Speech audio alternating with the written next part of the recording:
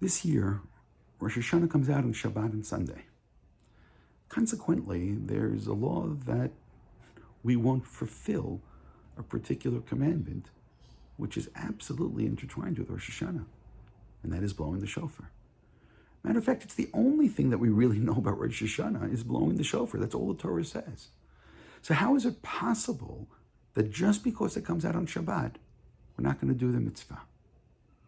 The rabbis were the ones who commanded us, don't do it. Don't do it for various reasons. In a place there's no air, if somebody may carry it. If it breaks, maybe someone's come to fix it. Which means essentially, we're more concerned with Shabbat, and we're more concerned with not desecrating or keeping holy God's day than we are to do this commandment, which may very well save us in terms of this time of judgment. That's amazing. So I want to try to understand how this can possibly be, and maybe we'll frame it like this. God said, blow the shofar. Who are the rabbis to come and say, don't do it? Even though the rabbis may have a good reason, and the good reason is because of concern for God, and that's their mandate. Nonetheless, there may be something much deeper here.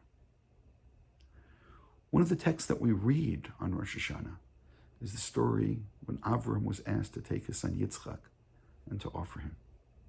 Now that is, for us, a completely traumatic story. It's a difficult story. How can God ask of such a thing? Nonetheless, we say to God, remember that Avram was willing to sacrifice everything, and please remember this in our merits. But there may be something deeper here. God commands Avram, take your son and put him on top of an altar. And that dramatic moment, when Avram is about to bring down the knife and slaughter his son, an angel comes from heaven, and the angel says, stop. Now the truth is, I can ask the same question.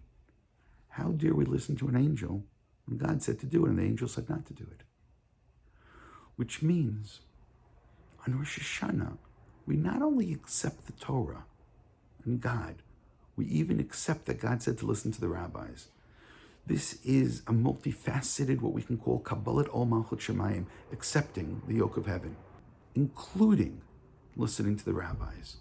And if I say philosophically, or in terms of Jewish outlook, machshava, where do we see such an idea?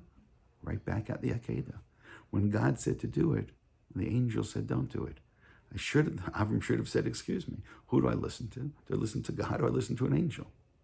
But this understanding that God sends angels and tells us, therefore, to listen to the angels, that's the exact idea of Rosh Hashanah.